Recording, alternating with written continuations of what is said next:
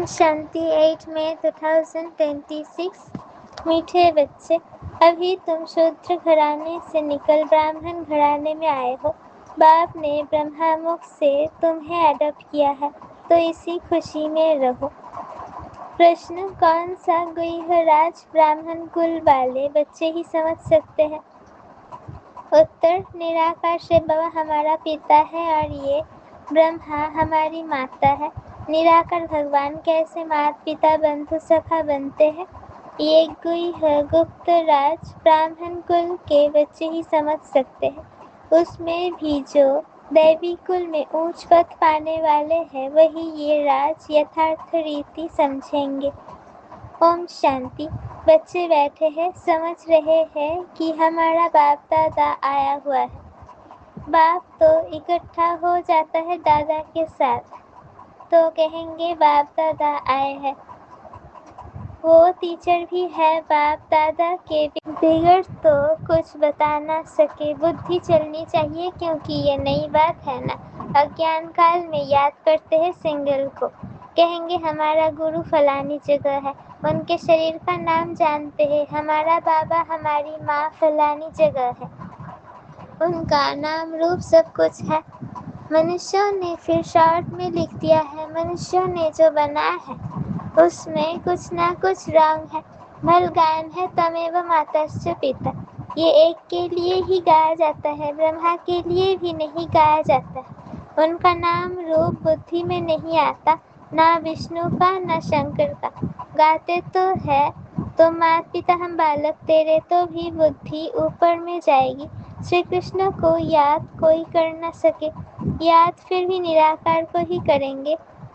उनकी महिमा है तो बाप समझाते हैं। यहाँ जब बैठते हो तो लौकिक संबंध से बुद्धि योग निकाल पारलौकिक बाप को याद करो।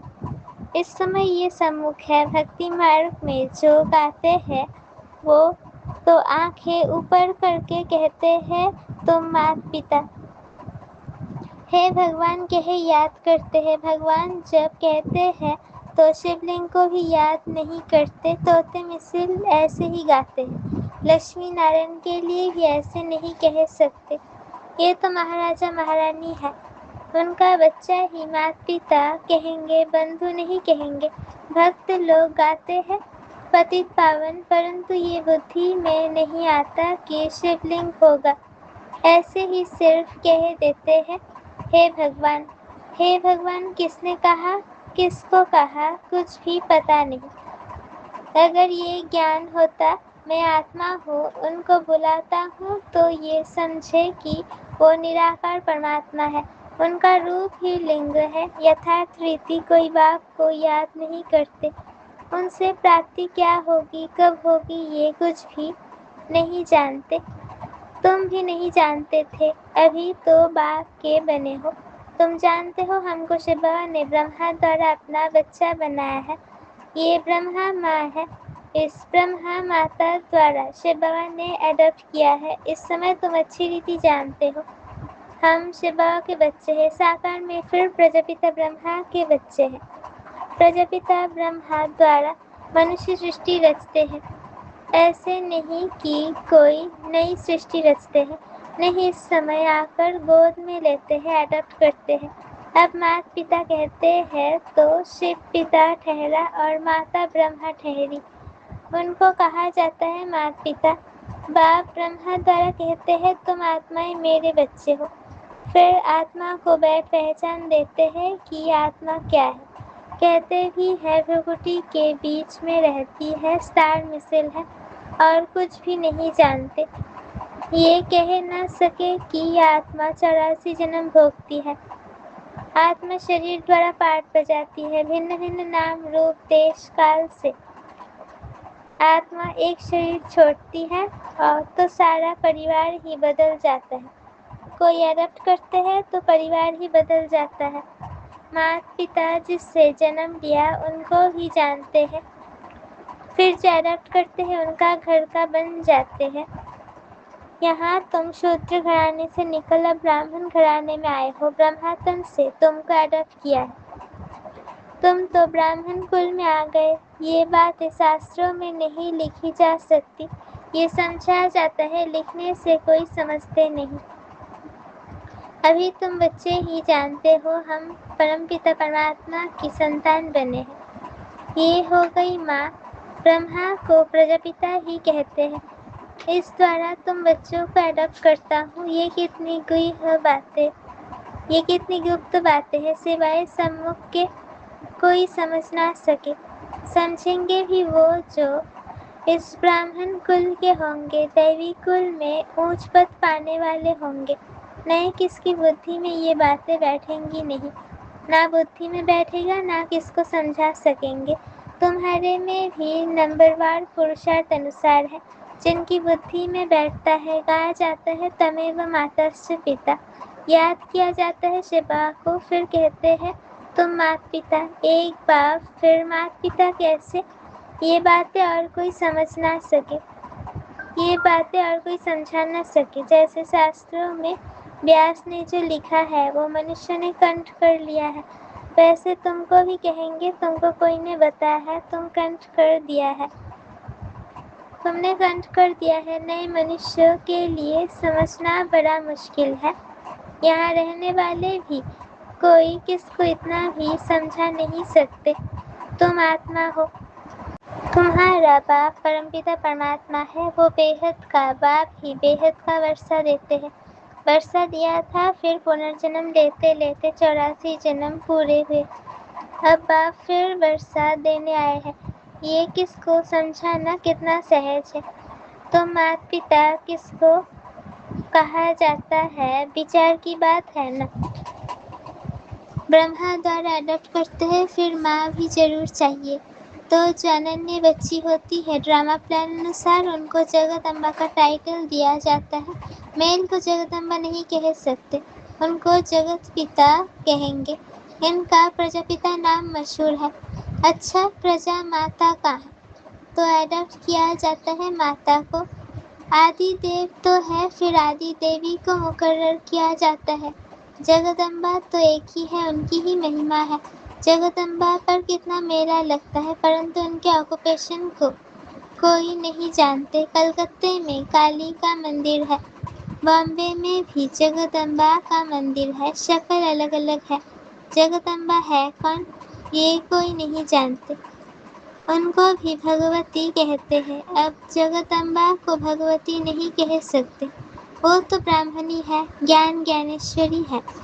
उनको बाप से ज्ञान मिला है। तुम सब जगदम्बा के बच्चे हो, ज्ञान सुनकर फिर सुनाते हो। तुम्हारा धंधा ही ये हुआ। तुमको ईश्वर पढ़ाते हैं, कोई मनुष्य नहीं पढ़ाते हैं। ये ब्रह्मा भी तो मनुष्य है। मनुष्य कोई को भी पावन बना नहीं सकते। मनुष्यों की बुद्धि इतनी डल हो गई है जो कुछ भी समझते नहीं है। पतित पावन तो एक ही बाप है, वो आते ही है पतितों को पावन बनाने। ये सारी दुनिया ताम प्रधान है, सब पतित है। नई दुनिया पावन, पतित दुनिया पतित। पुरानी दुनिया पतित, पुरानी दुनिया में है नरकवासी, नई दुनिया में है स्वर्गवासी। बुद्धि भी कहती है सतयुग में सिर्फ भारतवासी देवी देवताएं होंगे और कोई नहीं थे। अभी तुम बच्चों को ये ज्ञान मिला है। नई दुनिया में पहले सूर्यवंशी देवता थे, फिर चंद्रवंशी हुए तो सूर्यवंशी पास्ट हो गए। चंद्रवंशी के बाद फिर वैश्यवंशी आते हैं। बरोबर लक्ष्मी नारायण का राज्य था। अच्छा, उनके आगे क्या था ये कोई समझ ना सके। तुम बच्चों को बाप ने चक्र का राज समझाया है। द्वापर में है वैश्यवंशी, कलयुग में होते हैं शूद्रवंशी। अभी तुम जानते हो हम ब्राह्मण बने हैं, तुमको बाप ने अपना बनाया है, अर्थात शूद्र धर्म से देवता धर्म में ट्रांसफर किया है। अब सूर्यवंशी चंद्रवंशी तो है नहीं, न लक्ष्मी नारायण का राज्य है, न राम राज्य है। अब है कलयुग का अंत। कलयुग के बाद जरूर सतयुग आएगा। कलयुग में ये पतित पुरानी दुनिया है, महान दुखी है, इसलिए देवताओं की जाकर महिमा गाते हैं, माथा टेकते हैं। अच्छा, लक्ष्मी नारायण को ये राज्य किसने दिया? कोई है जो बता सके? कोई के भी ख्याल में नहीं होगा, क्योंकि बुद्धि में है कलयुग, अभी बच्चा है। 40,000 वर्ष पड़े हैं, इसलिए ये ख्याल आते ही नहीं। अभी तुमको ये ख्याल आता है। कई बच्चे कहते हैं हमें याद नहीं रहती। क्यों नहीं रहती?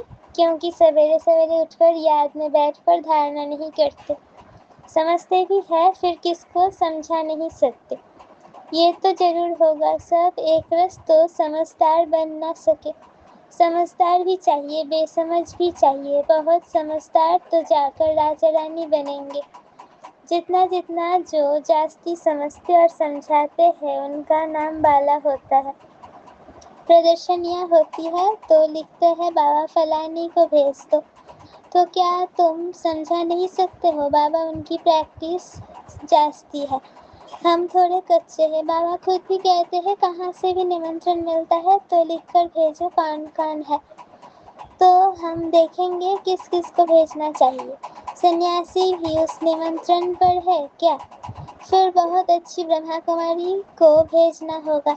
अच्छा कुमार का है, मनोहर है, गंगे है, इसमें से किसी को भेज दो। बच्चे तो ढेर हैं, जगदीश को भेज दो, रमेश को भेज दो। अभी तुम समझते हो तुम भी एक दो से होशियार है, जैसे जज मैजिस्ट्रेट होते हैं, एक दो से होशियार होते हैं। गवर्नमेंट जानती है एक दो से होशियार है, तब तो केस एक दो से ऊपर जाते हैं। फिर हाई कोर्ट में जाओ, फिर उनसे ऊपर। उसने भी जास्ती जजमेंट ठीक ना दी तो फिर उससे भी ऊपर जाएंगे। इनके ऊपर तुम रहम करो। अब ये सब बातें यहाँ होती है, सतयुग त्रेता में होती नहीं। फिर द्वापर में राजा रानी का राज्य होता है, वहाँ महाराजा महारानी ही केस संभालते हैं। केस होंगे भी थोड़े। अभी तो तार प्रधान पतित है ना, तो बादशाह के पास केस जाएगा तो थोड़ी सजा दे देते हैं। कड़ी भूल होगी तो कड़ी सजा देंगे। यहाँ तो कितने जज वकील ढेर है, इतना कारोबार में फर्क है। सतयुग में क्या होता है ये किसको पता नहीं। अब बाप ने समझा है, कोई से भी पूछे। लक्ष्मी नारायण को जानते हो? जैसे बिरला है, बहुत मंदिर बनाते रहते हैं। तो कोई अच्छा बच्चा हो उनको चिट्ठी लिखे, तुम लक्ष्मी नारायण के मंदिर तो बहुत बनवाते हो, इन्हों को ये राजधानी कैसे मिली? जबकि सतयुग से पहले कलयुग था।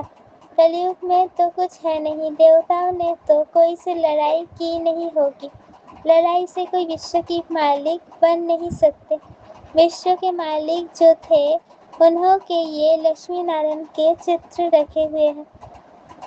अभी तो है कलयुग, यहाँ लड़ाई चलती है हथियारों की। बाप ने समझा है, क्रिश्चियन धर्म वाले ही आपस में मिल जाए, आपस में प्रीत रखे तो विश्व के मालिक बन सकते हैं। परंतु विश्व के मालिक तो लक्ष्मी नारायण ही बनते हैं। बुद्धि कहती है ये आपस में मिल जाए तो मालिक बन सकते हैं, परंतु सतयुग में किंग क्वीन तो कोई बन न सके। ड्रामा ही ऐसा बना हुआ है। फिर हम अभी से योग बल से स्वर्ग का वर्षा ले रहे हैं। तुम बता सकते हो, कल पहले भी संगम पर बाप से पद पाया है। 84 जन्म पूरे हुए, फिर से वर्षा ले रहे हैं। अच्छा, मीठे मीठे सिकिलते बच्चों प्रति माता पिता बाप दादा का याद प्यार और गुड मॉर्निंग। रूहानी बाप की रूहानी बच्चों को नमस्ते। हम रूहानी बच्चों की रूहानी माता पिता बाप दादा को याद प्यार गुड मॉर्निंग और नमस्ते। शुक्रिया बाबा, शुक्रिया। धारणा के लिए मुख्य सार। पहला पॉइंट, स्वयं में धारणा करने और दूसरों को कराने के लिए सवेरे सवेरे उठकर बाप की याद में बैठना है। जो समझा है उसे दूसरों को समझाने की प्रैक्टिस करनी है। दूसरा पॉइंट, लौकिक संबंधों से बुद्धि योग निकाल एक पारलौकिक बाप को याद करना है। बाप से जो ज्ञान मिला है वो सुनकर सबको सुनाना है। यही तुम्हारा धंधा है। वरदान समाने की शक्ति द्वारा एक मत का वातावरण बनाने वाले दृष्टांत रूप भव, जो एक जैसे मन के हैं, एक की ही लगन और एक रस स्थिति में स्थित, एक ही मत पर चलने वाले हैं। आपस में संकल्पों में भी एक मत है, वही माला में पिरोए जाते हैं। लेकिन एक मत का वातावरण तब बनेगा जब समाने की शक्ति होगी।